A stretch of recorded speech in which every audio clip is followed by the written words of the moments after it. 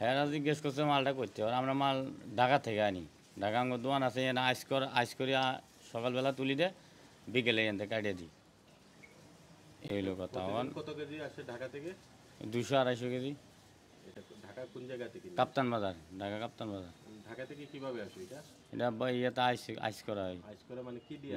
ওই যে বরফ দিয়ে আইস করা হয়। কুরিয়ারে পাঠায়? এই বাঁধে ইয়েটাই বক্সে, গাড়ির বক্সে। গাড়ির বক্সে? জি। প্রতিদিন করেন? মাল কদমতলিতে।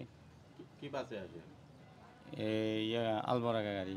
আলবরাকায়? হ্যাঁ জি। আচ্ছা এটা মানে ঢাকা থেকে কুরিয়ারে এখানে পাঠানো হয় ফ্রিজিং করে? জি জি। এখান থেকে এখানে নিয়ে আসে? এখানে নিয়ে এখান থেকে আপনারা কোথায় দেন? সুলতান ডাইন। আপনি কি সুলতান ডাইনের কর্মচারী নাকি সুলতান ডাইনে মাল না মাল দিই, মাল সাপ্লাই। মাল সাপ্লাই দেন? জি। সুলতান ডাইনে? জি। প্রতিদিন 250 কেজির মতো দেন? জি। আপনার ওই যে গন্ধটার কারণে এই তো একটা দুর্গন্ধ করতেছে। পচা মাংস না ভালো না, ভালো মাংস হলে তো গন্ধ হলো না, পচা মাংস থেকে তো গন্ধটা করে। হ্যাঁ কিন্তু এখানে না, ওই সামনে গিয়েও আপনি দাঁড়ান, সামনে বন্ধ গিয়ে গন্ধ লাগে। আজকে প্রায় 10-15 দিন ধরিয়ে আমার কইরা আর কি যে ছোটো ভাই এখানে বাসা লইয়া থাকুন, তারা কইরা দিয়ে দুর্গন্ধ, মাংস দুর্গন্ধ। তো এখন দুর্গন্ধ আমি আর অত করছি না, এলাও করছি না। আমি বললাম একটা রেস্টুরেন্টে যেহেতু মাংস কাটে তো অবশ্যই হয়তো একটু থাকতে পারে। তো পরে যাওয়ার পরে আজকে হঠাৎ করে আজকে ফোন দিয়েছে দুপুরে, আমি খাওয়াতে আসলাম। খাওয়ার থাকার পরে আমি কইলাম যে কিতা ভাই খুব বেশি দুর্গন্ধ করে, আপনারা কইলাম আইতা, আপনি একবার আইয়া দেখুন না ভাই, এগুলো তো মানুষের রেস্টুরেন্টও খায়। ও গিয়া দেখি মানে মাংসগুলা মানে মাছি উচি এগুলা মানে করা আর কি। তে অনেক দুই একটা ফুটেজও আমরা তুলিয়া রাখছি। প্রতিষ্ঠানে যখন ঢোকে আমি 100% কিউসি করি, 100% কোয়ালিটি কন্ট্রোল করি, কন্ট্রোল করেই আমি এটারে ইউজ করি ভাই। এছাড়া তো আমি ইউজ করি না ভাই। এটা আমিও তো খাই, আমিও খাই এই জিনিস।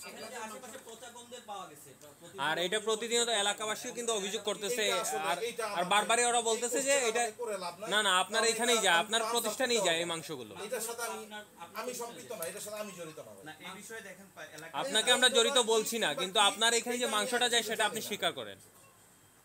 আচ্ছা আপনারা কার কাছ থেকে মাংসটা সংগ্রহ করেন? সেটা কি কোনো কোম্পানির কাছ থেকে নাকি? অবশ্যই আমাদের ওই ডকুমেন্ট অবশ্যই আছে আমরা কার কাছ থেকে। সিলেটে কোথায় থেকে সংগ্রহ করা? কার কাছ থেকে সংগ্রহ করেন? আমাদের মাংসটা ঢাকা থেকেই আসে। প্রতিদিন কি ঢাকা থেকে আসে? আচ্ছা ওই ছেলেটা বলছে যে কাপ্তান বাজারে গরু জবাই করা হয়, ফ্রোজেন হয় না মাংস, আমাদের রেগুলার মাংস রেগুলার আমরা দুঃখিত, খাসি জবাই হয় কাপ্তান বাজারে এবং সেটা রোডে এখন বাসে আসে। এটা যে বলছে এটা এই কোশ্চেন তারে জিজ্ঞেস করেন, সে কোথা থেকে আনে এটা। আমার এখানে ফুড সেফটির একটা ব্যাপার স্যাপার আছে। আপনি বারবার বলছেন যে কিউসি মেইনটেইন করে আপনারা ইয়ে করেন। জি জি, আমি এখন ঢাকার কাপ্তান বাজারে জবাই হয়, সেটা আপনারা কিভাবে কিউসিটা মেইনটেইন করেন? এটা ফ্রোজেন হয়ে আসে এখানে, এটা ফ্রোজেন হয়ে বরফ মানে নিরাপদ খাদ্য কর্তৃপক্ষ কি আপনাদের এটা ইয়ে করে? আমার ফ্লোরে যে মাংস যায় এক বিন্দু পরিমাণে গন্ধ থাকলে, গন্ধ তো দূরের কথা ভাই, তো কালারে কোনো ডিফারেন্স থাকলে আমরা ওই মাংস রিসিভ করি না। আপনার নামটা কি ভাই? আপনার নাম আর পদবিটা বলেন। উনি অপারেশনস ম্যানেজার সম্ভবত। হ্যাঁ নামটা বলেন, আপনার নামটা বলেন। আমার নাম জুলকার আহমেদ।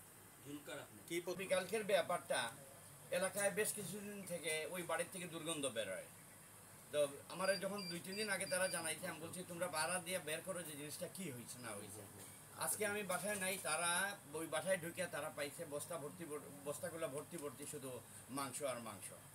আরেকজন এগুলোরে ওয়াশ করতেছে কইরা ওই আপনার চর্বি ওইগুলো ফেলতেছে। তখন তারা এগুলো আটকানোর পরে গেছি যাই, ওইগুলো আটকানোর পরে আপনারা আসছেন, আপনারা দেখছেন। এখন ওনাদেরই সিলেট সুলতান ডাইন নতুন প্রতিষ্ঠান এবং ওনারা আসছেন, কর্তৃপক্ষ আসছেন, আইসা ওনাদের বক্তব্য হইল যে এইখান থেকে যখন তারা আমাদেরকে মালটা সাপ্লাই দেয় আমরা ওজন করি, কোয়ালিটি মেনটেন করি, কইরা দেখি, কিন্তু দোষ এদের।